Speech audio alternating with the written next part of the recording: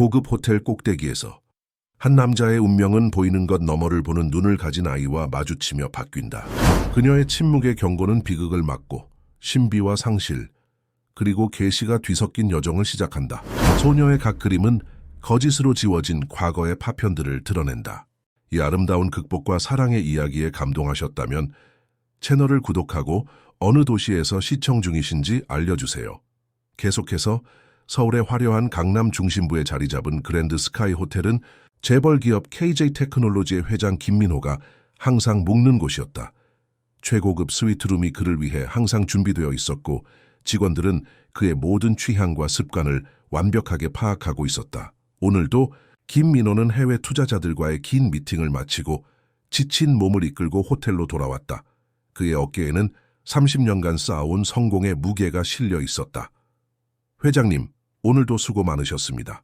로비에서 그를 맞이한 지배인이 공손하게 인사했다. 김민호는 가볍게 고개를 끄덕이며 엘리베이터로 향했다. 그의 얼굴에는 피로가 가득했지만 강인한 눈빛만은 여전했다. 그는 57세의 나이에도 불구하고 여전히 카리스마 넘치는 비즈니스맨이었다. 검은색 맞춤 정장과 완벽하게 다듬어진 머리카락은 그의 완벽주의적 성격을 잘 보여주었다. 엘리베이터가 최상층에 도착하자 김민호는 곧장 자신의 스위트룸으로 향했다. 하루의 피로를 풀기 위해 샤워를 하고 잠시 휴식을 취하려는 생각뿐이었다. 복도는 평소처럼 조용했고 보안 카메라가 그의 움직임을 따라 회전했다. 카드키를 꺼내 문을 열려던 순간 예상치 못한 일이 벌어졌다. 들어가지 마세요. 작고 가느다란 목소리가 뒤에서 들려왔다. 김민호는 놀라서 뒤를 돌아보았다. 거기에는 10살 정도로 보이는 소녀가 서 있었다. 낡은 후드티와 청바지를 입은 그 아이는 어딘가 초현실적인 분위기를 풍겼다. 특히 그녀의 커다란 눈동자는 어린아이답지 않은 깊이를 담고 있었다. 누구지? 김민호가 물었다. 소녀는 대답하지 않고 그저 문을 바라보며 말했다. 위험해요. 안에 누군가 있어요. 평소라면 김민호는 이런 상황을 단순한 장난으로 치부했을 것이다. 하지만 소녀의 진지한 표정과 확신에 찬 목소리에는 무시할 수 없는 무언가가 있었다. 그가 잠시 망설이는 사이 방 안에서 희미한 소리가 들려왔다. 누군가가 움직이는 소리였다. 김민호는 즉시 경계태세를 갖추었다. 그는 소녀의 손을 잡아 엘리베이터 쪽으로 재빨리 이동했다. 호텔의 보안 시스템이 작동하지 않는 것이 이상했다. 항상 완벽하게 운영되던 카메라와 경보 시스템이 지금은 침묵하고 있었다. 너는 누구니? 어떻게 이걸 알았어? 엘리베이터 안에서 김민호가 물었다. 소녀는 고개를 숙이며 작은 목소리로 대답했다. 박지수예요. 그냥 알았어요. 김민호는 로비에 도착하자마자 보안 책임자를 불러 상황을 설명했다. 직원들이 신속하게 움직이기 시작했고 경찰에 연락이 갔다. 그동안 김민호는 지수를 데리고 호텔 라운지의 구석진 테이블에 앉았다. 따뜻한 핫초코 한 잔 부탁합니다. 그는 직원에게 말했다. 지수를 위한 배려였다. 지수는 마치 이런 상황이 익숙한 듯 침착하게 앉아 있었다. 그녀의 담담함이 오히려 더 의문을 자아냈다. 지수야, 정말 고마워. 네가 아니었다면 큰일 날 뻔했어.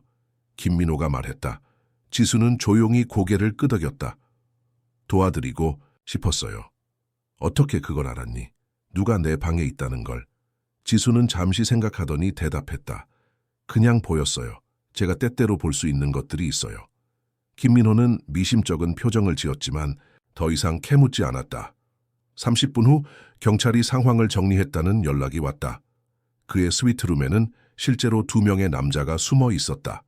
그들은 전문적인 방법으로 문을 열고 침입해 있었고 김민호가 들어오기를 기다리고 있었다. 그러나 놀랍게도 도난당한 물건은 없었다. 그들의 목표는 오직 김민호였다. 납치 시도로 보입니다. 경찰 책임자가 말했다. 잠시 저희와 함께 조사에 협조해 주셨으면 합니다. 김민호는 고개를 끄덕였지만 그의 시선은 라운지 구석에 앉아 핫초코를 마시는 지수에게 향해 있었다. 그 작은 소녀가 어떻게 이 모든 것을 알았는지, 그리고 왜 그를 도왔는지 의문이었다. 조사가 끝나고 호텔이 더 이상 안전하지 않다고 판단한 김민호는 자신의 강남 펜트하우스로 이동하기로 했다. 그는 지수에게 다가갔다. 지수야, 집에 가야 하지 않니? 부모님이 걱정하실 텐데. 지수의 표정이 어두워졌다. 할머니랑 살아요. 하지만 할머니는 제가 늦게 들어가도 괜찮다고 하셨어요. 김민호는 잠시 고민했다. 이 소녀를 그냥 보낼 수는 없었다. 그녀가 자신의 목숨을 구했고 무엇보다 그녀의 안전이 걱정되었다. 오늘 밤은 안전한 곳에서 지내는 게 좋겠구나. 할머니께 연락해서 내가 너를 데리고 있겠다고 말씀드릴게. 지수는 마치 이미 알고 있었다는 듯이 고개를 끄덕였다. 그녀의 눈에는 이상한 빛이 있었다. 김민호의 펜트하우스는 한강이 내려다 보이는 탁 트인 전망을 자랑했다. 지수는 넓은 거실을 둘러보며 조용히 감탄했다. 김민호는 그녀에게 게스트룸을 안내했고 편안하게 쉴 수 있도록 모든 것을 준비했다. 필요한 게 있으면 언제든지 말해. 그가 말했다. 지수는 가방에서 스케치북과 색연필을 꺼냈다. 그림 그려도 돼요? 무는 물론이지. 김민호는 미소를 지었다. 김민호는 서재로 가서 오늘 있었던 일을 정리하려 했다. 누가 그를 납치하려 했는지, 왜 그랬는지 알아내야 했다. 그는 보안 책임자에게 전화를 걸어 조사 상황을 확인했다. 아직 용의자들의 신원은 파악되지 않았지만 전문적인 작업이었다는 것은 분명했다. 1시간 후 그는 지수가 어떻게 지내는지 확인하러 게스트룸으로 향했다. 문이 살짝 열려 있어 안을 들여다보니 지수는 침대 위에 앉아 열심히 무언가를 그리고 있었다. 김민호는 조용히 문을 두드렸다. 들어와도 될까? 지수는 고개를 들고 미소를 지었다. 네. 김민호는 방으로 들어가 지수 옆에 앉았다.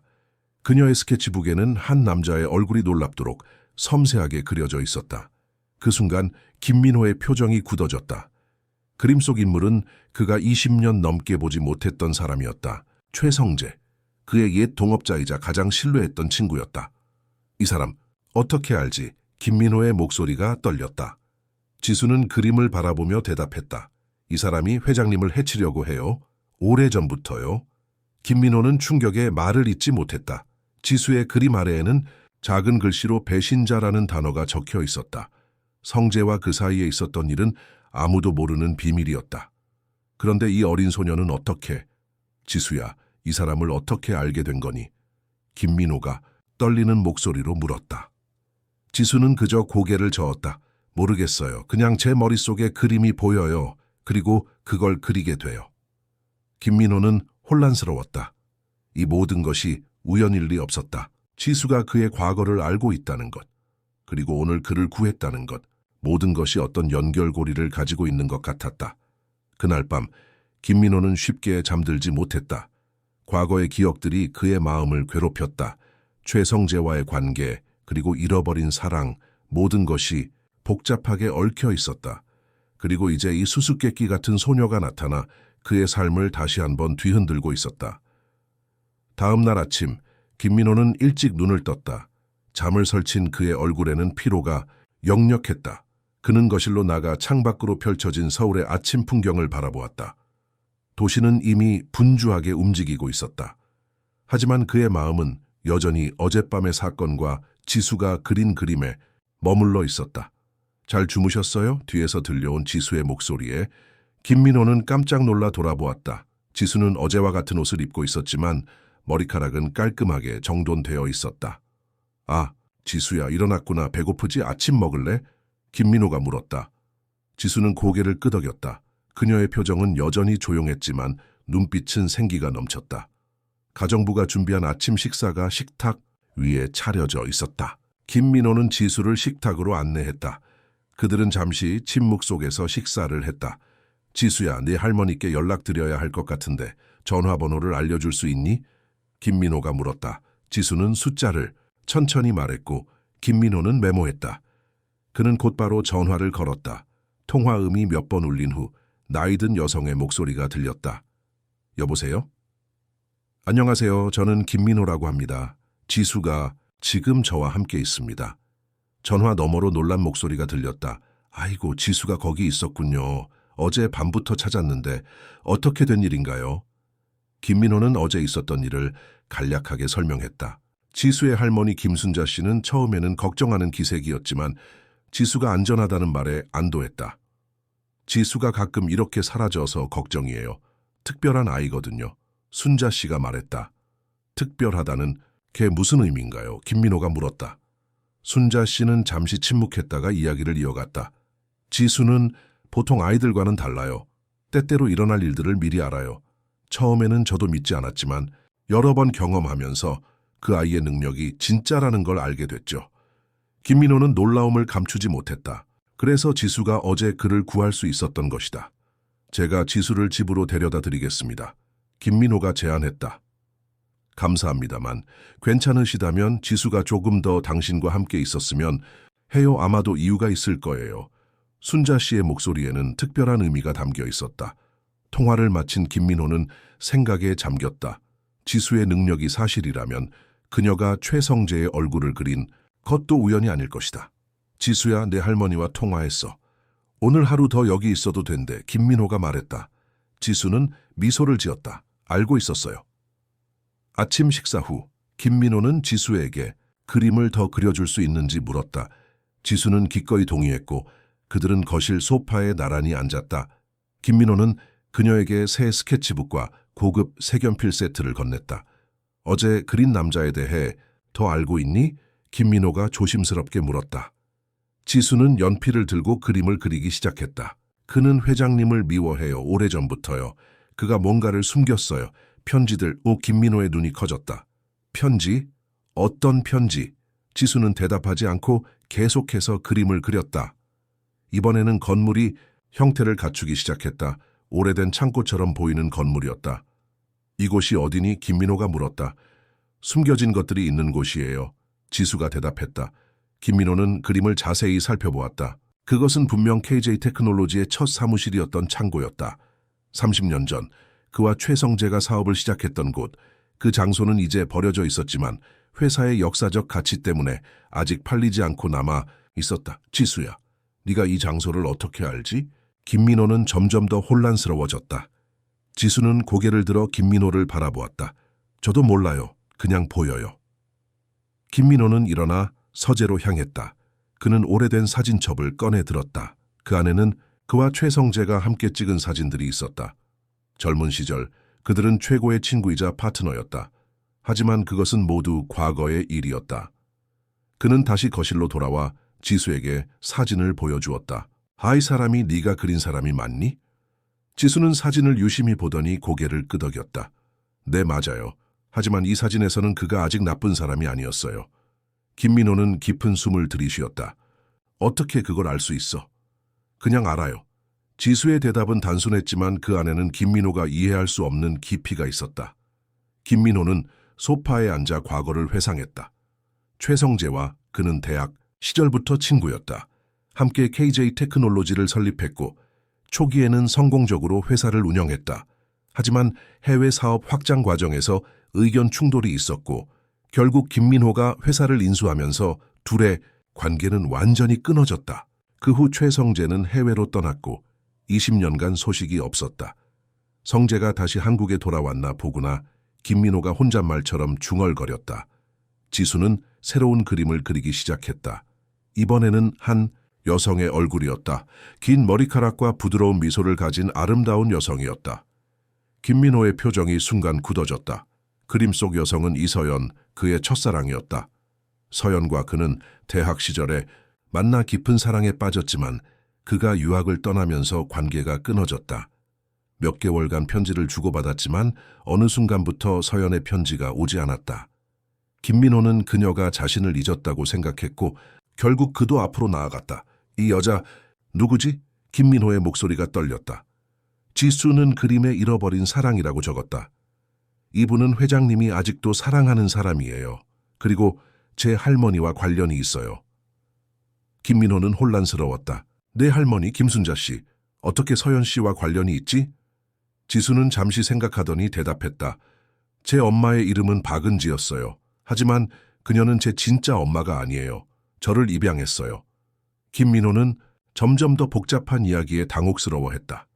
그럼 내 진짜 부모님은 누구니? 지수는 어깨를 으쓱했다. 모르겠어요.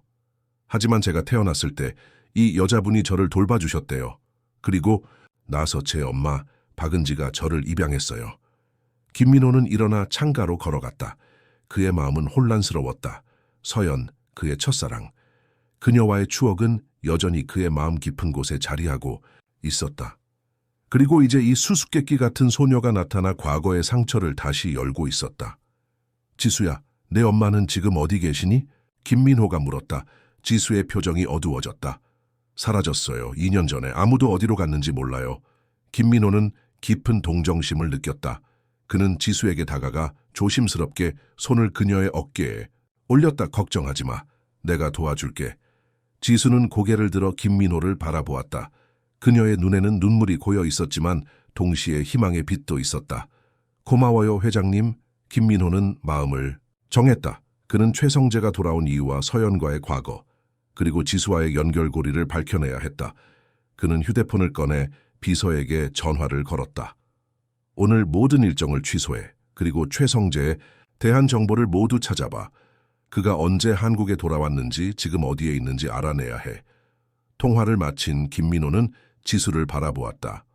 지수야, 오늘 하루 함께 보내자. 네가 그린 장소에 가볼까? 요파트여차. 지수의 얼굴에 미소가 번졌다. 네, 가요. 그들은 준비를 마치고 김민호의 차에 올랐다. 운전기사는 묵묵히 그들을 목적지로 데려갔다. 창밖으로 서울의 풍경이 지나갔다. 현대적인 빌딩들이 점점 줄어들고 오래된 공업지대가 나타나기 시작했다. 차가 멈췄을 때 그들 앞에는 낡은 창고 건물이 있었다.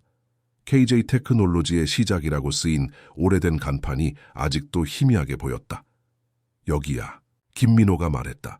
내 인생의 시작점이자 많은 것이 끝난 곳이기도 해. 지수는 묵묵히 건물을 바라보았다. 그녀의 눈에는 이상한 빛이 어렸다. 안에 들어가 볼까? 김민호가 제안했다. 지수는 고개를 끄덕였다. 네, 들어가요. 우리가 찾는 것이 안에 있어요. 김민호는 깊은 숨을 들이마시고 창고의 문을 향해 걸어갔다. 그는 이 오래된 건물이 그의 인생에 어떤 새로운 비밀을 밝혀줄지 상상조차 할 수 없었다. 오래된 창고의 문은 삐걱거리며 열렸다.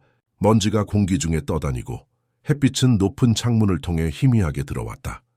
김민호는 감정의 파도에 휩싸였다. 이곳에서 그는 꿈을 키웠고 열정을 불태웠다.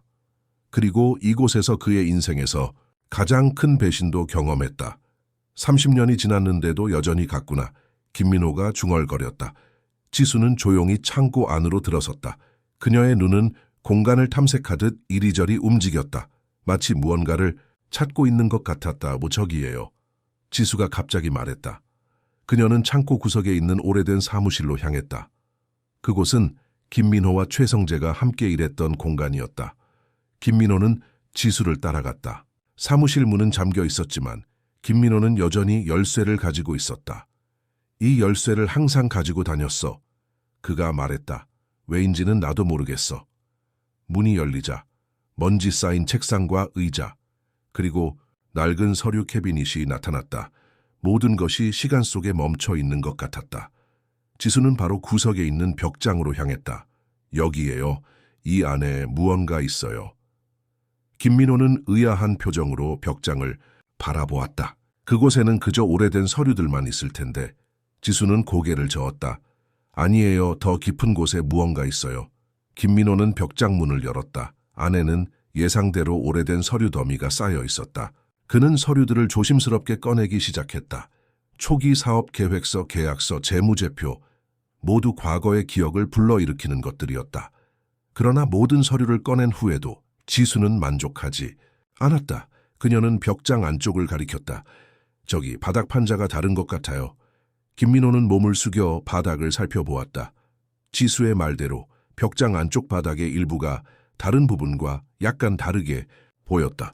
그는 손가락을 끼워 당겨보았고 놀랍게도 바닥 판자가 들렸다. 이런 김민호의 목소리가 떨렸다. 판자 아래에는 작은 공간이 있었고 그 안에 금속 상자가 놓여 있었다. 김민호는 상자를 꺼내 먼지를 털었다. 그것은 자물쇠로 잠겨 있었다. 이건 내 것이 아니야. 김민호가 말했다. 누가 여기에 이런 것을 숨겼을까? 지수는 상자를 바라보며 조용히 말했다. 열어보세요. 김민호는 자물쇠를 살펴보았다. 오래된 자물쇠였지만 여전히 단단히 잠겨 있었다. 그는 주변을 둘러보다가 오래된 도구 상자를 발견했다. 그 안에서 드라이버를 꺼내 자물쇠를 강제로 열었다. 상자의 뚜껑이 열리자 그 안에는 수십 통의 편지가 정리되어 있었다. 김민호는 첫 번째 편지를 꺼내 발신인을 확인했다. 그의 손이 떨렸다. 이건 서연의 편지야. 그의 목소리가 낮게 가라앉았다. 편지는 20년도 더 전에 쓰여진 것이었다. 서연이 그에게 보낸 편지였지만 그는 한 번도 받아본 적이 없었다. 그는 떨리는 손으로 편지를 펼쳤다. 민호에게 어제 너의 편지를 받았어. 네가 해외에서 잘 지내고 있다니 다행이야. 나도 잘 지내고 있어. 하지만 너를 많이 그리워해.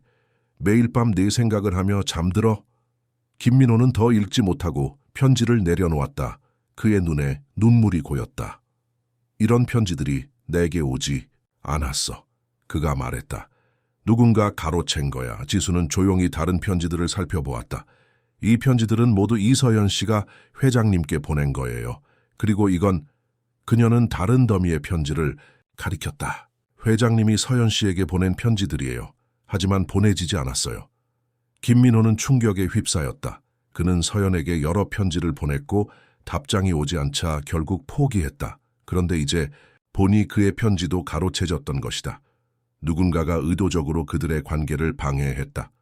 최성재, 김민호의 목소리에는 분노가 묻어났다. 그가 이런 짓을 했군. 지수는 고개를 끄덕였다. 그래요. 그는 회장님을 질투했어요.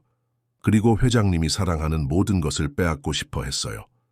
김민호는 다른 편지들도 하나씩 읽기 시작했다. 서연의 편지에는 그녀의 일상, 그녀의 꿈, 그리고 무엇보다 그에 대한 깊은 사랑이 담겨 있었다. 마지막 편지들에서 그녀는 왜 답장이 오지 않는지 묻고 있었다. 그녀의 말투는 점점 더 절망적으로 변해갔다. 마지막 편지는 그가 한국으로 돌아오기 직전에 쓰여진 것이었다.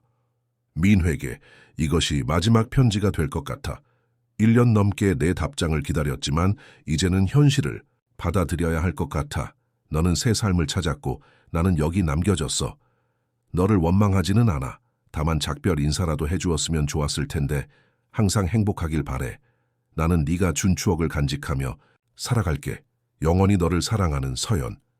김민호는 편지를 내려놓고 얼굴을 양손으로 감쌌다. 그의 어깨가 흔들렸다.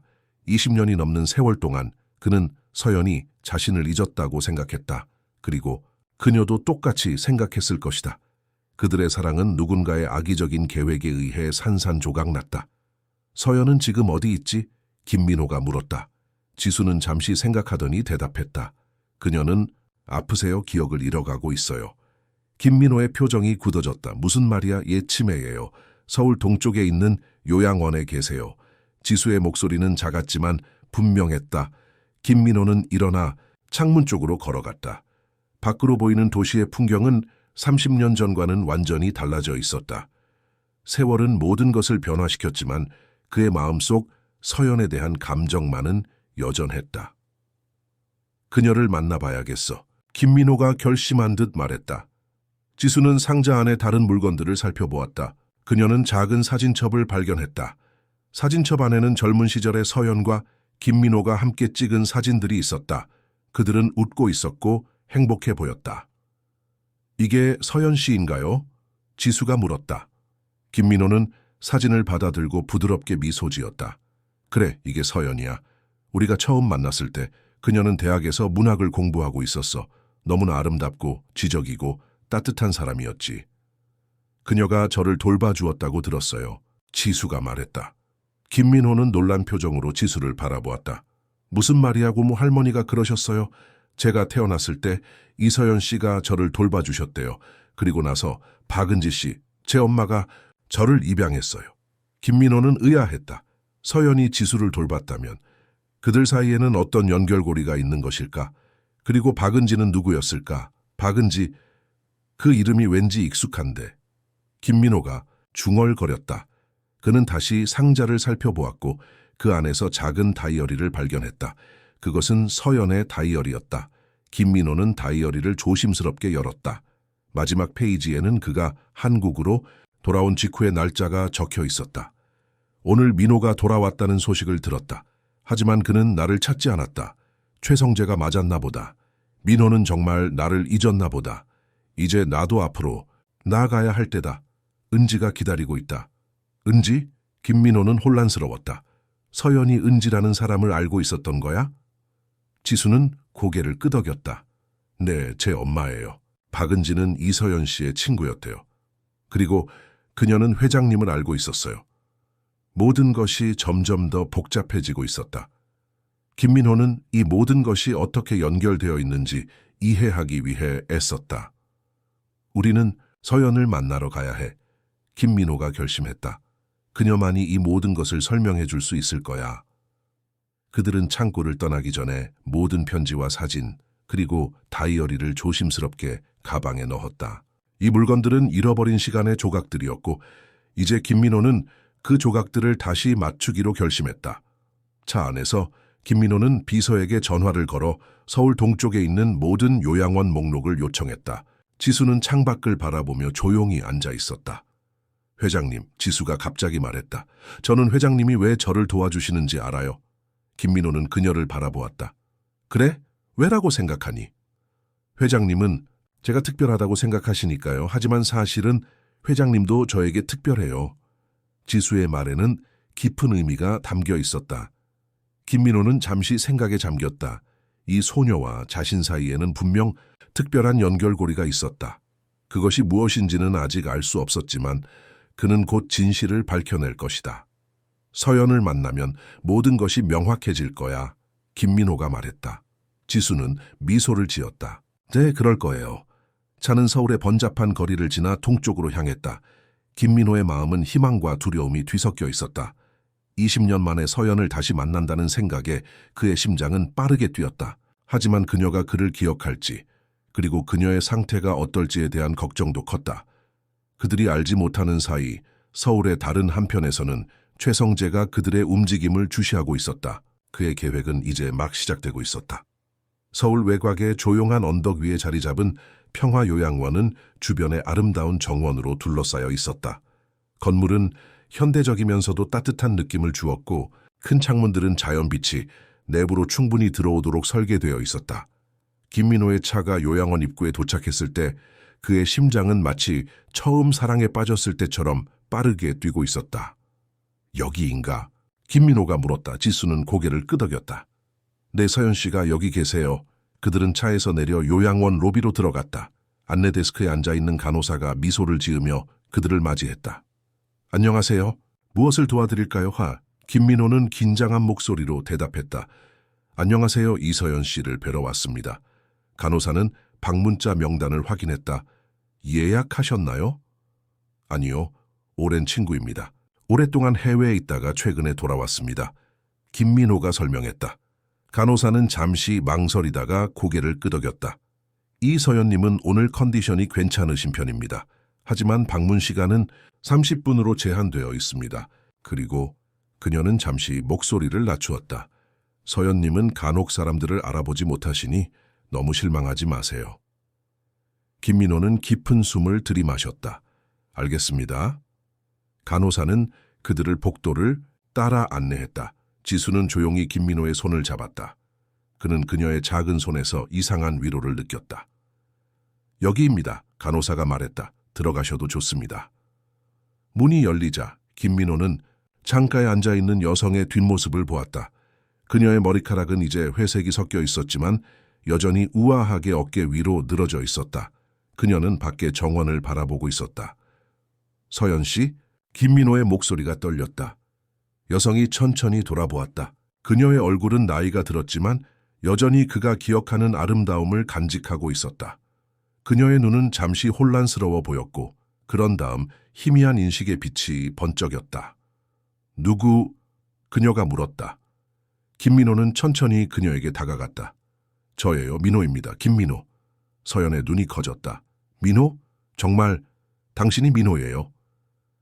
김민호는 그녀 앞에 무릎을 꿇고 그녀의 손을 잡았다. 네, 저예요. 오랜만이에요, 서연 씨. 서연의 눈에 눈물이 고였다. 꿈인가? 아니면 내 기억이 또 나를 속이는 건가요? 진짜예요. 김민호가 대답했다.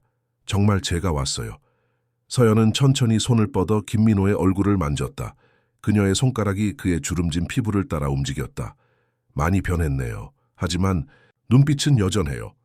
지수는 조용히 방 한쪽에 서 있었다. 서연은 그제서야 지수의 존재를 알아차렸다. 이 아이는 누구인가요? 서연이 물었다. 김민호는 지수를 바라보았다. 이 아이의 이름은 박지수입니다. 특별한 아이예요. 서연의 눈에 갑자기 인식의 빛이 번쩍였다. 지수, 작은 지수. 그녀는 지수에게 손을 뻗었다. 이리 오렴. 지수는 천천히 그들에게 다가갔다. 서연은 그녀의 얼굴을 자세히 살펴보았다. 내 눈이 은지의 눈을 닮았구나. 서연이 말했다. 김민호는 놀랐다. 서연 씨, 박은지를 아시나요? 서연은 고개를 끄덕였다. 물론이죠. 은지는 제 가장 친한 친구였어요. 그리고 그녀는 잠시 생각에 잠겼다. 그리고 그녀는 지수를 입양했어요. 김민호는 이 모든 것이 어떻게 연결되는지 이해하려고 노력했다. 서연 씨, 저희가 가져온 것이 있어요. 그는 가방에서 편지들을 꺼냈다. 이것들을 보세요. 당신이 저에게 보낸 편지들이에요. 하지만 저는 한 번도 받지 못했어요. 서연은 떨리는 손으로 편지를 받아들었다. 내 편지들 어디서 찾았나요? 오래된 창고에서요. 최성재가 숨겨놓았던 것 같아요. 김민호가 설명했다. 서연의 얼굴이 어두워졌다. 성재, 그는 항상 당신을 질투했어요. 그리고 우리의 사랑도. 김민호는 그녀의 손을 꼭 잡았다. 서연 씨, 저도 당신에게 많은 편지를 보냈어요. 하지만 답장이 오지 않았죠. 이제 알아요. 성재가 우리 사이를 갈라놓았다는 것을. 서연의 눈에서 눈물이 흘러내렸다. 당신도 나를 잊지 않았던 거군요. 한순간도 잊은 적 없어요. 김민호가 대답했다. 서연은 잠시 침묵했다가 물었다. 그럼 왜 지금 왔나요? 왜 20년이 넘는 세월이 지난 후에? 김민호는 지수를 바라보았다. 이 아이 덕분이에요. 지수가 저를 당신에게 이끌었어요. 서연은 지수를 바라보며 미소 지었다. 항상 특별한 아이였지. 태어났을 때부터. 서연 씨, 제가 궁금한 것이 있어요. 김민호가 말했다. 지수는 당신이 그녀를 돌봐주었다고 했어요. 그리고 은지가 그녀를 입양했다고요. 어떻게 된 일인가요? 서연은 깊은 숨을 들이마셨다. 그녀의 표정이 잠시 혼란스러워졌다가 다시 명확해졌다. 은지는 내 친구였어요. 당신이 떠난 후 그녀가 나를 많이 도와주었죠. 그녀는 간호사였어요. 서연이 천천히 말했다. 지수가 태어났을 때 그녀의 생모는 아이를 키울 수 없는 상황이었어요. 그래서 내가 잠시 돌봐주었고 나중에 은지가 공식적으로 입양했죠. 지수의 생모는 누구였나요? 김민호가 물었다. 서연은 잠시 지수를 바라보았다. 그녀의 눈에 슬픔이 어렸다. 그건 지금은 말할 수 없어요. 아직 때가 아니에요. 김민호는 더 이상 캐묻지 않기로 했다. 서연의 상태를 고려할 때 그녀에게 너무 많은 것을 한꺼번에 물어보는 것은 좋지 않을 것이다. 서연 씨, 박은지는 지금 어디에 있나요? 지수는 그녀가 2년 전에 사라졌다고 했어요. 김민호가 물었다. 서연의 표정이 어두워졌다. 은지는 위험에 처했어요. 그녀는 무언가를 알게 되었고 그것 때문에 숨어야 했어요. 무엇을 알게 되었나요? 김민호가 물었다. 서연은 고개를 저었다. 기억이 흐려져요. 미안해요. 김민호는 그녀의 손을 부드럽게 쥐었다. 괜찮아요. 천천히 생각해 보세요. 서연은 갑자기 김민호를 바라보며 말했다. 당신은 결혼했나요? 김민호는 고개를 저었다. 아니요, 한 번도 결혼하지 않았어요. 왜요? 서연이 물었다. 김민호는 조용히 대답했다. 당신을 잊을 수 없었으니까요. 서연의 눈에 다시 눈물이 고였다. 우리가 얼마나 많은 시간을 잃었는지. 그때 간호사가 문을 두드렸다. 죄송합니다만 방문 시간이 거의 끝나가고 있습니다. 김민호는 일어서며 서연의 손을 놓지 않았다. 다시 올게요. 매일요. 서연은 미소를 지었다. 약속하나요? 네, 약속해요. 김민호가 대답했다. 그들은 작별 인사를 나누고 요양원을 나왔다. 밖으로 나오자 김민호는 깊은 숨을 들이마셨다. 그의 마음은 복잡한 감정으로 가득 차 있었다. 지수야, 고마워. 김민호가 말했다. 네가 아니었다면 나는 서연을 다시 만나지 못했을 거야. 지수는 미소를 지었다. 회장님이 서연 씨를 많이 사랑하시는군요. 그래, 평생 사랑했어. 김민호가 대답했다. 그들은 차에 타고 서울 시내로 돌아가는 길에 침묵에 잠겼다. 김민호는 창밖을 바라보며 생각에 잠겼다. 이제 그는 몇 가지 사실을 알게 되었지만 여전히 많은 의문이 남아 있었다. 최성재는 왜 갑자기 다시 나타났는가? 박은지는 어디로 사라졌는가? 그리고 지수의 진짜 부모는 누구인가? 차가 강남의 김민호의 펜트하우스에 도착했을 때 그의 비서가 기다리고 있었다. 회장님, 최성재에 대한 정보를 찾았습니다. 비서가 말했다.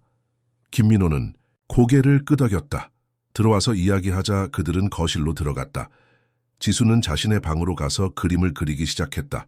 최성재는 6개월 전에 한국으로 돌아왔습니다. 비서가 보고했다. 해외에서 여러 사업에 실패한 후 거의 파산 상태로 돌아온 것으로 보입니다. 그는 지금 강남에 작은 사무실을 열고 컨설팅 회사를 운영하고 있습니다. 주소는? 김민호가 물었다. 비서는 종이를 건넸다. 여기 있습니다. 그리고 그가 최근에 여러 차례 KJ 테크놀로지 직원들과 접촉을 시도했다는 보고도 있습니다. 김민호의 눈이 날카로워졌다. 무슨 의도로? 회사 내부 정보를 얻으려 한 것 같습니다. 특히 회장님의 일정에 관심이 많았다고 합니다. 이제 모든 것이 명확해지고 있었다. 최성재는 복수를 계획하고 있었고 김민호를 납치하려 했던 것도 그의 계획 중 일부였을 것이다. 경비를 강화하고 모든 직원들에게 최성재와의 접촉을 금지하라는 지시를 내려 김민호가 명령했다. 비서가 떠난 후 김민호는 지수의 방으로 향했다. 문을 두드리자 작은 목소리가 들어오세요 라고 대답했다. 지수는 침대 위에 앉아 그림을 그리고 있었다. 이번에는 한 여성의 얼굴이었는데 지수를 닮은 부분이 있었다. 이게 누구니? 김민호가 물었다. 지수는 그림을 바라보며 대답했다. 제 엄마예요, 박은지요. 김민호는 그림을 자세히 살펴보았다. 박은지는 부드러운 미소를 가진 아름다운 여성이었다. 그녀의 눈은 지수의 눈과 닮아 있었다. 지수야, 네 엄마가 사라지기 전에 뭔가 이상한 점은 없었니? 김민호가 물었다. 지수는 잠시 생각하더니 대답했다. 엄마는 무서워했어요. 누군가가 우리를 지켜보고 있다고 말했어요. 그리고 그녀는 편지를 자주 썼어요. 하지만 누구에게 보내는지는 말하지 않았어요. 그 편지들은 어디 있지? 지수는 고개를 저었다. 모르겠어요. 엄마가 사라졌을 때 그 편지들도 함께 사라졌어요. 김민호는 깊은 생각에 잠겼다. 모든 것이 서서히 연결되고 있었다. 박은지는 뭔가를 알고 있었고 그것 때문에 그녀는 위험에 처했다. 그리고 그 비밀은 아마도 최성재와 관련이 있을 것이다. 지수야, 내일 우리는 최성재를 만나러 갈 거야. 김민호가 결심한 듯 말했다. 지수의 눈이 커졌다. 그 사람은 위험해요. 알아. 하지만 이제는 진실을 마주할 시간이야. 너무 오랫동안 숨겨져 있었어. 김민호가 대답했다. 그날 밤 김민호는 서재에서 오래된 앨범을 꺼내 들었다. 그 안에는 그와 서연의 젊은 시절 사진들이 가득했다. 그들의 웃는 얼굴, 함께 걸었던 한강공원, 처음으로 손을 잡았던 대학 캠퍼스, 모든 추억이 생생하게 되살아났다. 창밖으로 서울의 밤 풍경이 펼쳐져 있었다. 수많은 빛들이 어둠 속에서 반짝이고 있었다. 김민호는 잃어버린 시간을 생각하며 한숨을 쉬었다. 하지만 이제는 과거를 되찾을 기회가 있었다. 그리고 그는 그 기회를 놓치지 않을 것이다. 다음 날 아침, 김민호는 일찍 일어나 정장을 입었다. 그는 거울 앞에 서서 넥타이를 매면서 오늘 있을 만남을 생각했다. 최성재를 20년 만에 다시 만난다는 생각에 그의 가슴은 복잡한 감정으로 가득 찼다. 분노, 배신감, 그리고 이상하게도 약간의 향수까지 준비됐어요. 지수의 목소리가 뒤에서 들려왔다. 그녀는 평소보다 깔끔한 옷차림을 하고 있었다. 청바지에 흰색 블라우스, 그리고 작은 가방을 메고 있었다. 지수야, 너는 여기 있는 게 좋을 것 같아. 김민호가 말했다. 최성재는 위험한 사람이야. 지수는 고개를 저었다. 아니에요. 저도 가야 해요. 제가 없으면 회장님은 진실을 모두 알지 못할 거예요. 김민호는 한숨을 쉬었다. 이 어린 소녀의 고집은 놀라웠다. 하지만 그녀가 지금까지 보여준 특별한 능력을 생각하면 그녀의 말이 맞을지도 모른다. 알았어. 하지만 내 말을 잘 들어야 해. 위험하다고 느껴지면 즉시 알려줘. 지수는 고개를 끄덕였다. 네, 약속할게요. 그들은 함께 아침 식사를 마치고 김민호의 차 탔다. 운전기사는 강남에 있는 최성재의 사무실로 향했다. 도중에 김민호는 서연을 생각했다. 그녀는 오늘 어떤 하루를 보내고 있을까? 그녀의 기억은 얼마나 선명할까? 그는 오후에 그녀를 다시 방문하기로 계획했다. 회장님, 도착했습니다. 운전기사의 말에 김민호는 생각에서 깨어났다. 그들 앞에는 평범한 사무실 건물이 있었다. 화려한 KJ 테크놀로지 본사와는 달리 이 건물은 소박하고 평범했다. 김민호는 지수의 손을 잡고 건물 안으로 들어갔다. 엘리베이터를 타고 5층으로 올라간 그들은 최성재 컨설팅이라고 쓰인 문 앞에 섰다. 김민호는 깊은 숨을 들이마시고 문을 열었다. 리셉션 데스크에 앉아있던 젊은 여성이 놀란 표정으로 그들을 바라보았다. 안녕하세요. 무엇을 도와드릴까요? 김민호입니다. 최성재 씨를 만나러 왔습니다. 김민호가 단호하게 말했다. 여성의 눈이 커졌다. KJ 테크놀로지의 김민호 회장님이신가요? 그렇습니다. 김민호가 대답했다. 잠시만 기다려주세요. 여성은 서둘러 내선 전화를 들었다. 사장님, 김민호 회장님께서 오셨습니다. 네, 바로 그분이십니다. 잠시 후 안쪽 문이 열렸고 한 남자가 나타났다. 최성재는 김민호와 비슷한 나이였지만 훨씬 더 늙어 보였다. 그의 머리카락은 거의 모두 휘어졌고 얼굴에는 깊은 주름이 패여 있었다. 하지만 그의 눈은 여전히 날카로웠다. 민호, 이게 얼마만이야? 최성재의 목소리는 놀라움과 경계심이 섞여 있었다. 김민호는 차갑게 대답했다. 20년이 넘었지. 최성재는 지수를 발견하고 의아한 표정을 지었다. 이 아이는 누구지? 내 친구야. 김민호가 단호하게 말했다. 우리 이야기할 곳이 필요해. 최성재는 잠시 망설이다가 고개를 끄덕였다. 내 사무실로 들어오게. 그들은 최성재를 따라 안쪽 사무실로 들어갔다. 사무실은 소박했지만 깔끔했다. 벽에는 최성재가 다양한 사업가들과 함께 찍은 사진들이 걸려 있었다. 하지만 그 사진들 중 어느 것도 한국의 사진은 없었다. 모두 해외에서 찍은 것들이었다원 함께 최성재가 소파를 가리켰다. 김민호와 지수는 나란히 앉았다. 최성재는 그들 맞은편에 앉았다. 갑작스러운 방문이군. 무슨 일로 왔나? 최성재가 물었다. 김민호는 가방에서 편지들을 꺼내 테이블 위에 올려놓았다. 이것들 때문에 최성재의 얼굴이 창백해졌다. 그는 편지들을 바라보았지만 만지지는 않았다. 어디서 찾았지? 그의 목소리가 약간 떨렸다. 네가 숨겨둔 곳에서. 김민호가 대답했다. 왜 이런 짓을 한 거야, 성재? 왜 우리의 편지를 가로챘지? 최성재는 잠시 침묵했다. 그의 표정은 복잡했다. 마침내 그가 말했다. 네가 날 버리고 떠날까 봐 두려웠어. 무슨 소리야? 김민호가 물었다. 최성재는 한숨을 쉬었다. 회사가 성장하기 시작했을 때 너는 해외 시장 진출을 위해 유학을 가기로 결정했어. 하지만 내가 알기로 네가 돌아오지 않을 수도 있다는 가능성이 있었지. 서연과의 관계가 너무 깊어지면 너는 사업보다 그녀를 선택할 수도 있었어. 그래서 우리의 편지를 가로챘다고? 김민호의 목소리가 높아졌다. 처음에는 그럴 생각이 없었어. 최성재가 설명했다. 단지 너희의 통신을 감시하고 싶었을 뿐이야. 하지만 서연의 편지를 읽고 나서 그녀가 얼마나 너를 사랑하는지, 그리고 너도 그녀를 얼마나 사랑하는지 알게 됐어. 그때 두려움이 밀려왔어. KJ 테크놀로지는 내 모든 것이었어. 그것을 잃을 수 없었어. 김민호는 분노로 떨고 있었다. 그래서 우리의 인생을 망쳐놓았어? 우리의 사랑을 파괴했어? 최성재는 고개를 숙였다. 나도 내 행동의 결과를 예상하지 못했어.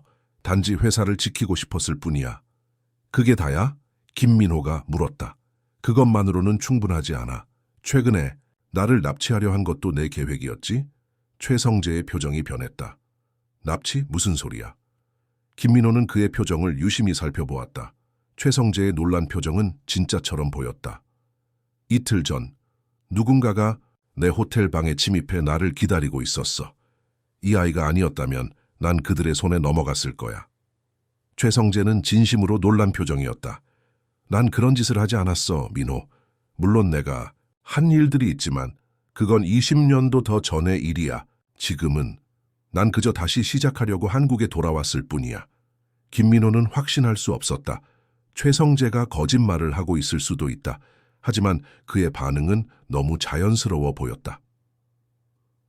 회장님, 지수가 갑자기 말했다. 그는 거짓말을 하고 있지 않아요. 두 남자는 놀라서 지수를 바라보았다. 이 아이가 누구야? 최성재가 다시 물었다. 김민호는 지수를 바라보았다. 그녀의 눈에는 확신이 있었다. 그녀의 이름은 박지수야. 그리고 그녀는 매우 특별한 아이야. 최성재는 지수를 자세히 살펴보았다. 박지수, 그 이름이 어디서 들어본 것 같은데. 지수는 최성재를 바라보며 말했다. 당신은 제 엄마를 알고 계셨어요. 박은지요. 최성재의 얼굴이 창백해졌다. 박은지? 그녀가 네 어머니였어? 김민호는 최성재의 반응에 주목했다. 성재, 박은지를 아는 거야? 최성재는 한숨을 쉬었다. 그래, 그녀는 서연의 친구였어. 나는 그녀를 몇 번 만났어.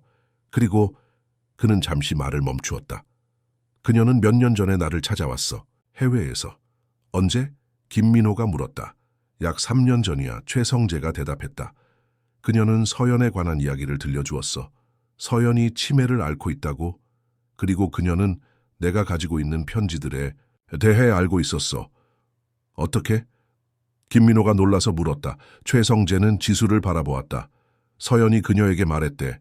맑은 정신으로 있을 때 서연은 은지에게 모든 것을 말했어. 우리의 과거, 편지들, 그리고 우리가 그녀에게 한 일에 대해 야매소리라고? 난 아무것도 하지 않았어. 김민호가 항의했다. 맞아, 너는 몰랐어. 최성재가 인정했다. 하지만 결과적으로 우리 둘 다 그녀의 인생을 망쳐놓았지. 지수가 말했다. 그래서 제 엄마가 당신을 찾아간 거예요. 그녀는 진실을 알고 싶었어요. 최성재는 고개를 끄덕였다. 그래, 그녀는 진실을 원했어. 그래서 나는 그녀에게 모든 것을 말해주었어. 편지들에 대해 내가 왜 그런 짓을 했는지. 그리고 그녀는 그 편지들을 원했어. 그래서 주었어? 김민호가 물었다. 아니, 거절했어. 최성재가 대답했다. 그건 내 과거의 마지막 조각이었어. 내가 가진 유일한 것이었지. 그래서 그녀에게 위치만 알려주었어. 창고에 숨겨두었다고. 그런데 왜 은지가 사라졌지? 김민호가 물었다. 최성재의 표정이 어두워졌다. 그건 나도 모르겠어. 그녀가 나를 만난 후 그녀에 대해 더 이상 들은 바가 없어. 하지만 그는 잠시 생각에 잠겼다. 그녀는 두려워하는 것 같았어. 누군가가 그녀를 따라다니고 있다고 말했어. 지수의 눈이 커졌다. 그건 엄마가 사라지기 전에 저에게 한 말과 같아요. 김민호는 점점 더 혼란스러워졌다. 최성재가 은지의 실종과 관련이 있다고 생각했지만 이제 다른 요소가 있는 것 같았다. 성재, 너는 정말 내 납치 시도와 관련이 없는 거야? 김민호가 다시 물었다. 최성재는 진지하게 대답했다. 맹세코 그렇다 민호. 난 많은 실수를 저질렀지만 그런 짓은 하지 않았어. 지수가 갑자기 일어섰다. 가야 해요. 지금 당장. 김민호는 놀라서 그녀를 바라보았다. 왜 무슨 일이야? 위험해요. 지수의 목소리가 떨렸다. 누군가가 오고 있어요. 최성재도 일어났다. 이 아이가 무슨 말을 하는 거지? 김민호는 지수의 경고를 무시하지 않기로 했다. 그녀의 예감은 지금까지 항상 맞았다. 우린 가야 해, 성재. 너도 함께 가는 게 좋을 거야. 무슨 소리야? 최성재가 물었다. 그때 밖에서 큰 소리가 들렸다. 누군가가 리셉션 구역에서 소란을 피우고 있었다. 빨리요, 지수가 외쳤다. 김민호는 재빨리 편지들을 가방에 넣고 지수의 손을 잡았다. 성재, 뒷문이 있어? 최성재는 고개를 끄덕이고 벽에 있는 작은 문을 가리켰다. 비상구야. 세 사람은 서둘러 비상구를 통해 빠져나갔다. 그들이 계단을 내려가는 동안 위층에서 발소리와 고함소리가 들렸다. 대체 누구지? 최성재가 숨을 헐떡이며 물었다. 나중에 설명할게. 지금은 그냥 도망쳐. 김민호가 대답했다. 그들은 건물 뒤편으로 나왔다. 김민호는 즉시 휴대폰을 꺼내 보안팀에 전화를 걸었다. 지금 당장 이 주소로 와. 비상 상황이야. 최성재는 주변을 살펴보며 물었다. 이제 어디로 가지? 김민호는 잠시 생각했다. 네, 차는 앞에 있어. 위험할 수 있어. 택시를 타자. 그들은 근처 큰 길로 나가 택시를 잡았다. 택시에 오르자 김민호는 운전기사에게 말했다. 강남역으로 가주세요. 빨리요. 택시가 출발하자 세 사람은 뒷좌석에서 숨을 고르며 서로를 바라보았다. 이게 다 무슨 일이야? 최성재가 물었다. 김민호는 지수를 바라보았다. 지수야, 누가 오고 있었어? 지수는 작은 목소리로 대답했다. 나쁜 사람들이요. 그들은 우리를 해치려고 했어요. 무엇 왜? 김민호가 물었다. 지수는 고개를 저었다. 모르겠어요. 하지만 그들은 오래전부터 우리를 지켜보고 있었어요. 엄마도 그들을 알고 있었어요. 김민호와 최성재는 의미심장한 시선을 교환했다. 상황은 점점 더 복잡해지고 있었다. 단순한 과거의 배신이 아니라 더 큰 무언가가 진행되고 있는 것 같았다. 우리는 서연에게 가야 해. 김민호가 결심한 듯 말했다. 그녀만이 모든 것을 알고 있을지도 몰라. 최성재는 놀라서 그를 바라보았다. 서연? 그녀를 만났어? 어제 만났어. 김민호가 대답했다. 그녀는 요양원에 있어. 기억을 잃어가고 있지만 가끔 맑은 정신을 되찾아. 최성재의 눈에 눈물이 고였다. 내가 한 일 때문에, 그래, 네가 한 일 때문이야. 김민호의 목소리는 차가웠다. 하지만 지금은 그것에 대해 이야기할 시간이 없어. 우리는 서연을 만나야 해. 그녀만이 이 모든 것의 열쇠를 가지고 있을지도 몰라. 택시는 서울의 번잡한 거리를 지나 강남역으로 향했다. 창밖으로 도시의 풍경이 빠르게 지나갔다. 김민호의 마음은 복잡했다. 최성재와 다시 만난 것, 그의 고백, 그리고 이제 새로운 위험의 등장까지 모든 것이 혼란스러웠다.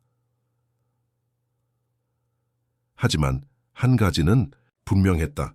그는 진실을 알아내야 했다. 서연을 위해, 지수를 위해, 그리고 자신을 위해. 강남역에 도착한 세 사람은 택시에서 내려 주변을 살펴보았다. 수많은 사람들이 오가는 복잡한 역 앞은 숨기에 좋은 장소였다. 김민호는 비서에게 전화를 걸어 새로운 차를 보내달라고 요청했다.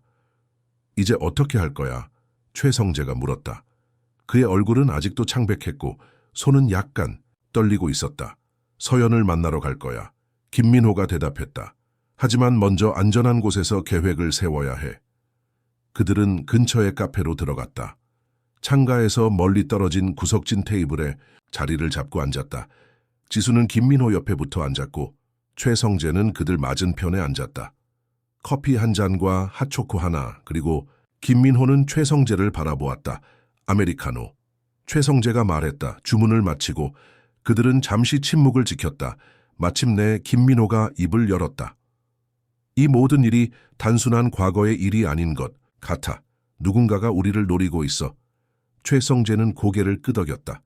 그 사람들이 누구인지, 왜 우리를 쫓는지 알아야 해. 제 엄마는 알고 있었어요.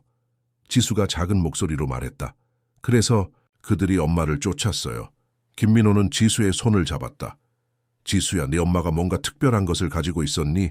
문서나 증거 같은 것. 지수는 잠시 생각하더니 대답했다.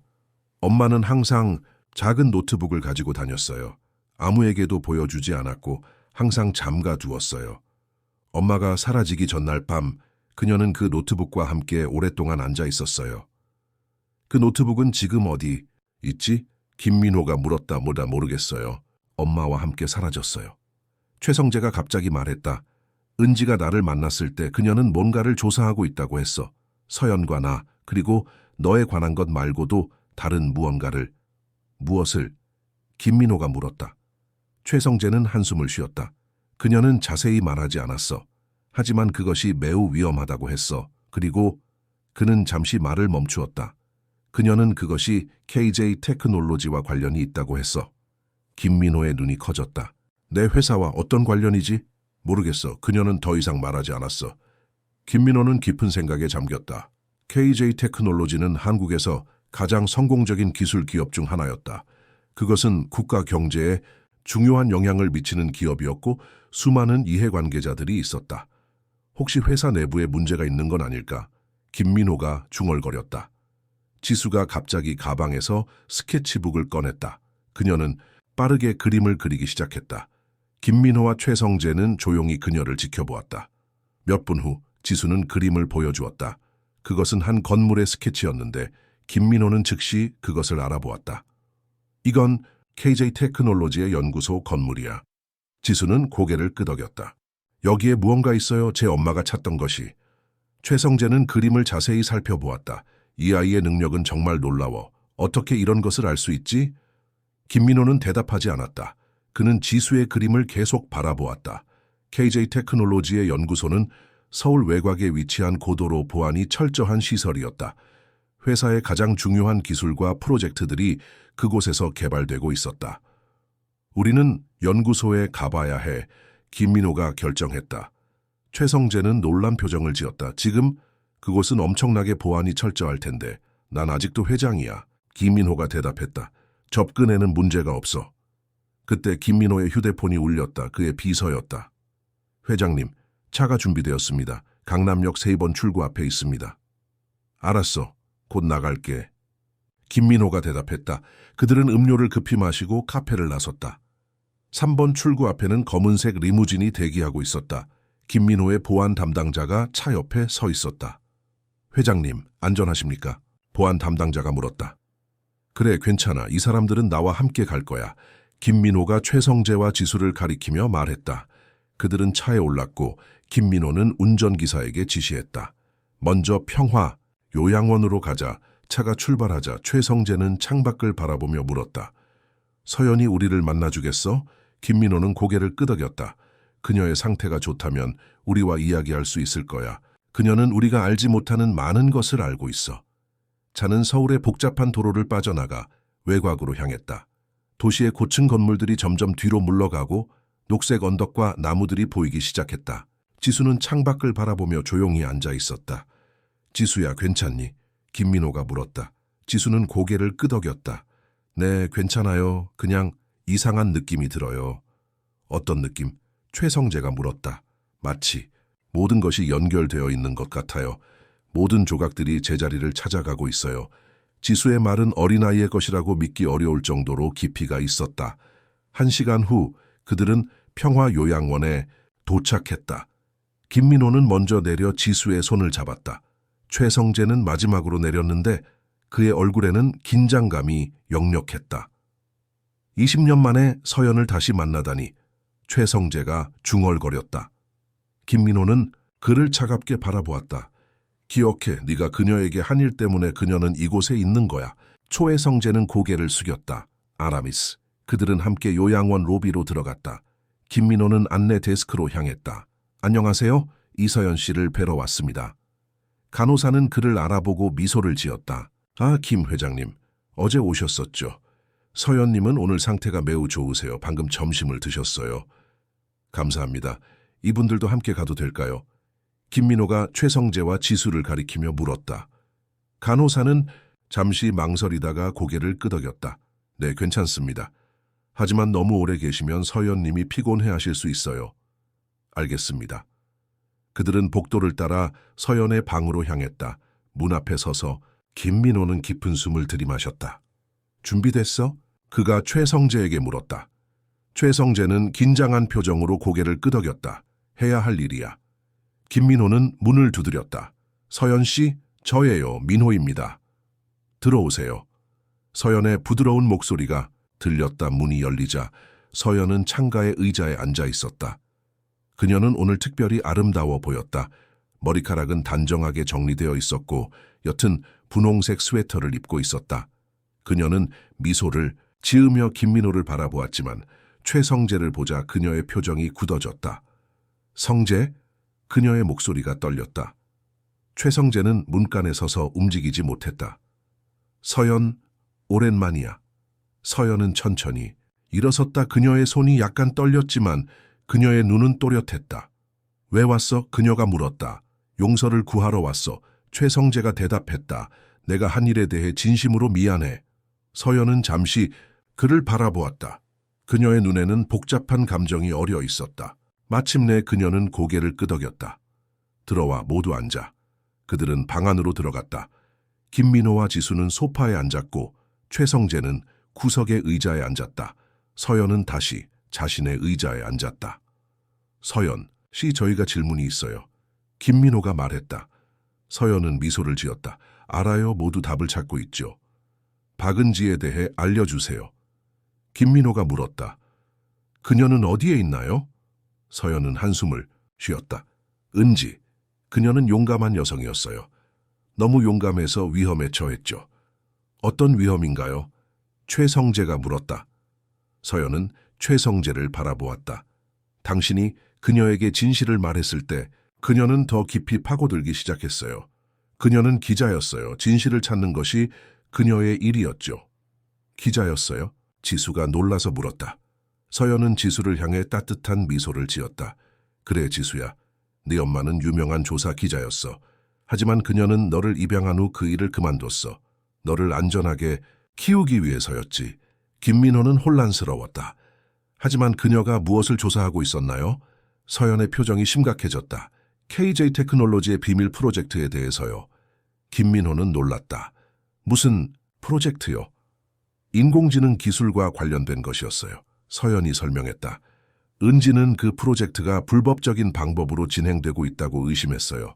개인정보 침해, 불법 데이터 수집, 그리고 정부 관료들과의 비밀 거래까지. 김민호는 충격을 받았다. 그건 불가능해요. 내가 모든 프로젝트를 승인하고 모든 것이 법적으로 진행되는지 확인하니까요. 서연은 슬프게 미소 지었다. 당신이 모르는 것도 있어요, 민호. 당신 회사 내부에 당신 모르게 일하는 사람들이 있어요. 누구요? 김민호가 물었다. 서연은 지수를 바라보았다. 지수, 네 스케치북을 보여줄래? 지수는 가방에서 스케치북을 꺼냈다. 서연은 페이지를 넘기다가 한 그림 앞에서 멈췄다. 그것은 한 남자의 얼굴이었다. 이 사람이 누구지? 김민호가 물었다. 정준호, KJ 테크놀로지의 연구이사예요. 서연이 대답했다. 그는 비밀리에 당신의 회사를 이용해 왔어요. 은지는 그의 활동을 추적하고 있었어요. 김민호는 정준호를 알고 있었다. 그는 5년 전에 회사에 합류한 유능한 연구원이었다. 하지만 그가 어떤 비밀 활동을 하고 있었다니. 그래서 은지가 사라진 거예요? 지수가 물었다. 서연은 고개를 끄덕였다. 그녀는 증거를 찾았어. 그리고 그것이 그녀를 위험에 빠뜨렸지. 그 증거가 어디 있나요? 최성재가 물었다. 서연은 미소를 지었다. 은지는 똑똑했어. 그녀는 그 증거를 안전한 곳에 숨겼어. 그리고 그녀는 지수에게 힌트를 남겼지. 모두의 시선이 지수에게 향했다. 지수는 놀란 표정이었다. 저에게요? 어떤 힌트요? 서연은 부드럽게 말했다. 내 특별한 능력, 지수야. 그것이 힌트야. 네 엄마는 네가 진실을 볼 수 있다는 것을 알았어. 그래서 그녀는 너를 통해 진실이 밝혀지길 바랐어. 지수의 눈에 눈물이 고였다. 그래서 엄마가 저를 회장님에게 보낸 거예요? 서연은 고개를 끄덕였다. 그래, 은지는 민호가 진실을 알아야 한다고 생각했어. 그의 회사가 위험에 처해 있으니까. 김민호는 일어서서 창가로 걸어갔다. 그의 마음은 혼란스러웠다. 자신의 회사 내부에서 비밀 활동이 일어나고 있다니, 그것도 그가 전혀 모르는 사이에. 우리는 연구소에 가봐야 해요. 김민호가 결심한 듯 말했다. 지수가 그린 그림, 그곳에 무언가가 있어요. 서연은 고개를 끄덕였다. 맞아요. 하지만 조심해야 해요. 그들은 위험해요. 서연 씨도 함께 가요. 지수가 갑자기 제안했다. 모두가 놀란 표정으로 지수를 바라보았다.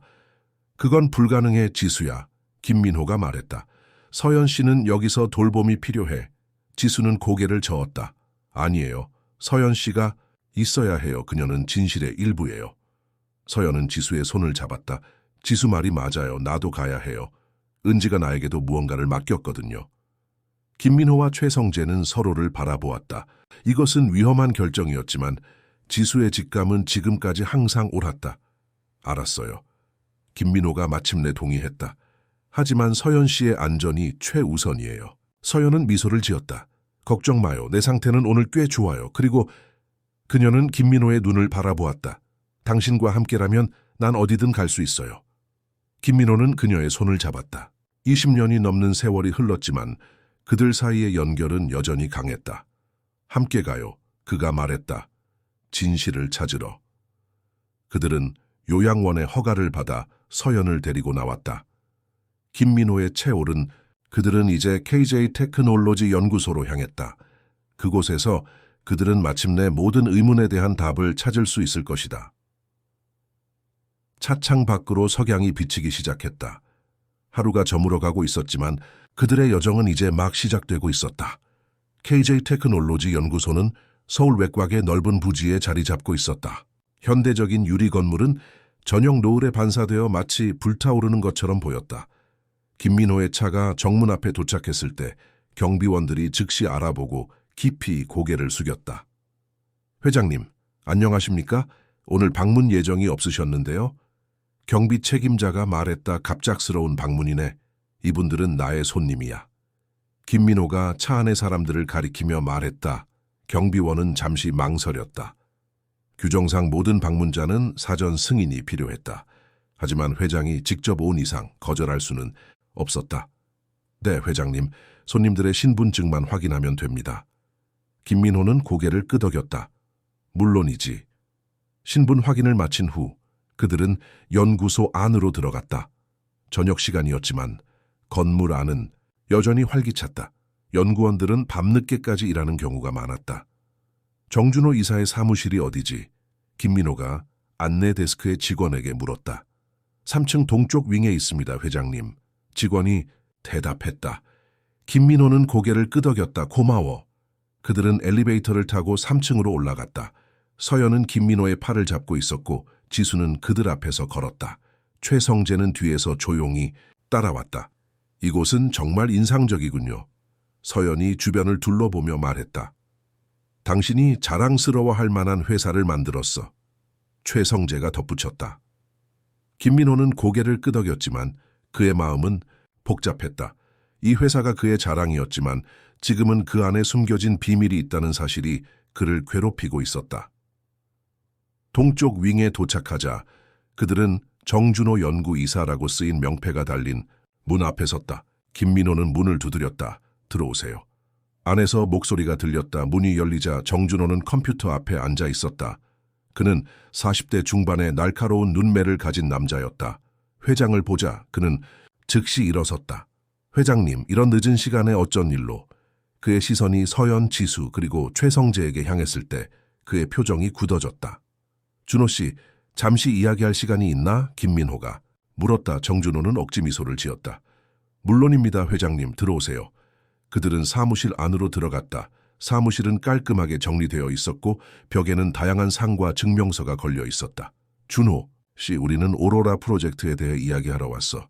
김민호가 직접적으로 말했다. 정준호의 얼굴이 창백해졌다. 오로라 프로젝트요? 그게 무엇인지. 거짓말하지 마세요. 지수가 갑자기 말했다. 당신은 알고 있어요. 그리고 제 엄마도 알고 있었어요. 정준호는 지수를 바라보았다. 내 엄마? 누구? 박은지요. 서연이 대답했다.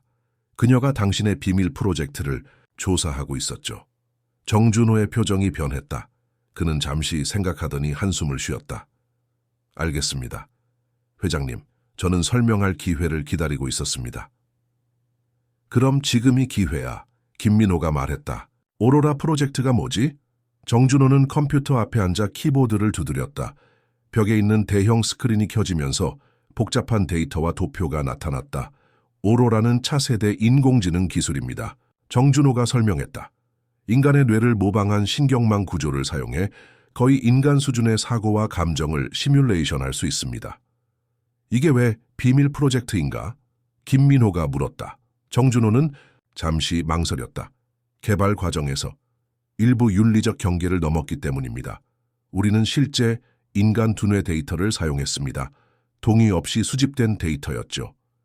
김민호의 얼굴이 분노로 일그러졌다. 뭐라고? 내 회사에서 그런 일이 일어났다고? 회장님, 이해하셔야 합니다. 이 기술은 혁명적입니다. 의학, 교육, 국방, 모든 분야를 변화시킬 수 있습니다. 그래서 박은지를 위협했나? 최성재가 물었다. 정준호는 고개를 저었다. 아닙니다. 저는 그녀를 위협하지 않았습니다. 오히려 그녀에게 진실을 말해주었습니다. 그럼 누가 그녀를 쫓았지? 김민호가 물었다. 정준호는 깊은 숨을 들이마셨다. 정부 기관입니다. 이 프로젝트는 국가안보와 관련이 있습니다. 그들은 이 기술이 외부에 알려지는 것을 원하지 않았죠. 서연이 말했다. 그래서 은지가 숨어야 했군요. 정준호는 고개를 끄덕였다.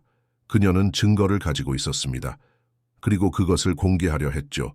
그래서 그들이 그녀를 쫓았습니다. 지수의 눈에 눈물이 고였다. 엄마는 지금 어디에 있나요? 정준호는 슬픈 표정으로 지수를 바라보았다. 그녀는 안전합니다. 해외에 있습니다. 하지만 그녀의 정확한 위치는 보안을 위해 알려드릴 수 없습니다. 증거는 어디 있지? 김민호가 물었다. 정준호는 지수를 바라보았다. 지수를 아이가 알고 있습니다. 모두의 시선이 지수에게 향했다. 지수는 혼란스러운 표정이었다. 저요? 하지만 저는 모르는데요. 서연이 부드럽게 말했다. 지수야, 내 특별한 능력, 그것이 힌트란다. 내 엄마는 네가 볼 수 있는 것들이 평범하지 않다는 것을 알고 있었어. 지수는 잠시 생각에 잠겼다. 그리고 갑자기 그녀의 눈이 커졌다. 알았어요. 제 그림들. 그녀는 서둘러 스케치북을 펼쳤다. 여러 페이지를 넘기다가 한 그림 앞에서 멈췄다. 그것은 복잡한 숫자와 문자의 조합이었다. 이건 제가 한 달 전에 그린 거예요. 무슨 의미인지 몰랐는데 지수가 말했다. 정준호는 그림을 자세히 살펴보았다. 이것은 암호화된 접근 코드입니다. 오로라 프로젝트의 핵심 서버에 접근할 수 있는 코드죠. 김민호는 놀랐다.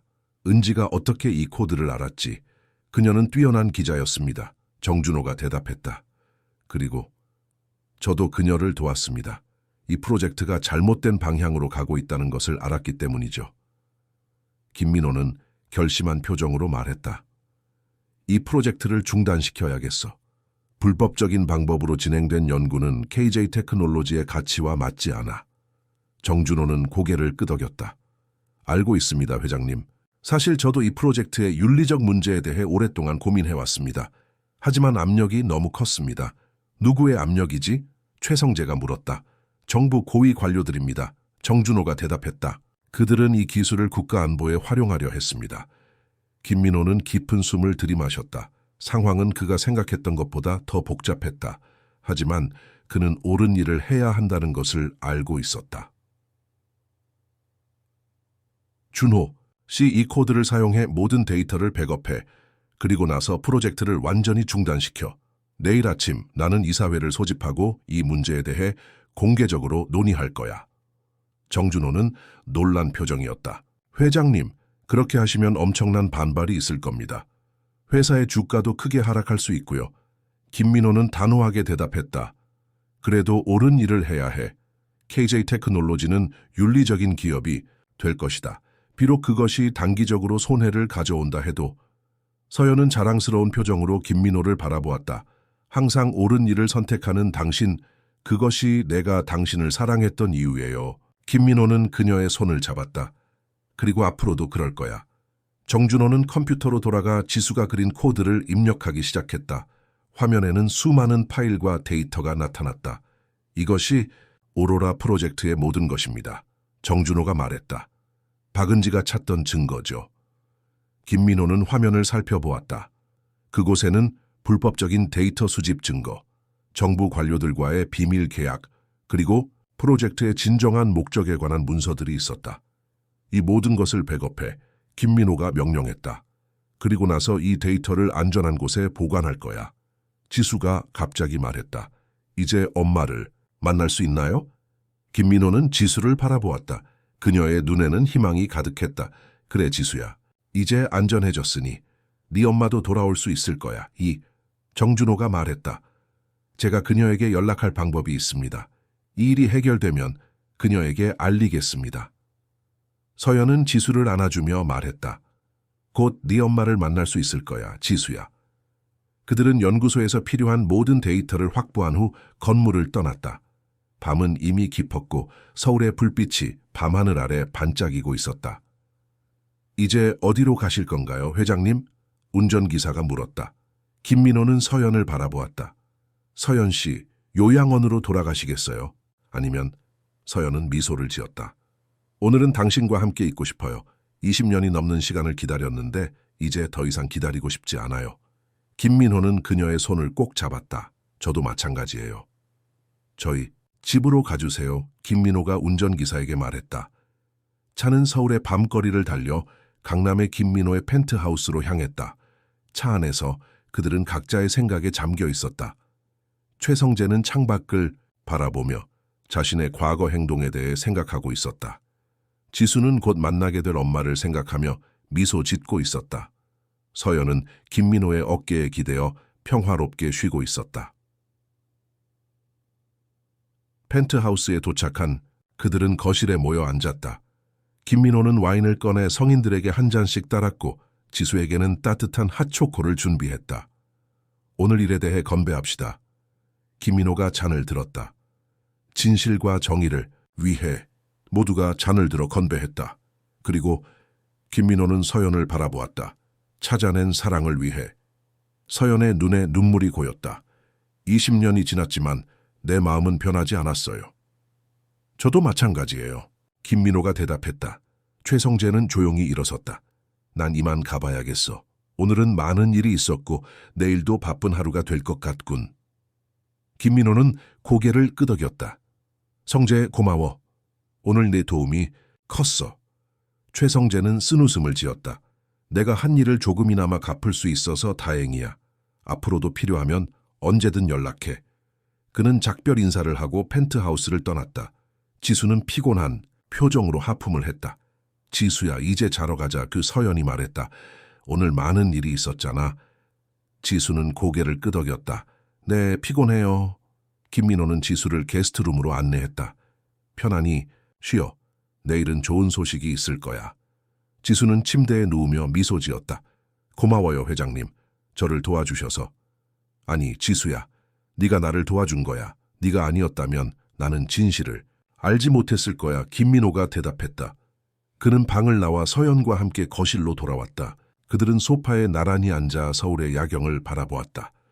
민호 씨, 정말 오랜 시간이 지났네요. 서연이 말했다. 김민호는 그녀의 손을 잡았다. 하지만 이제 우리는 함께 있어요.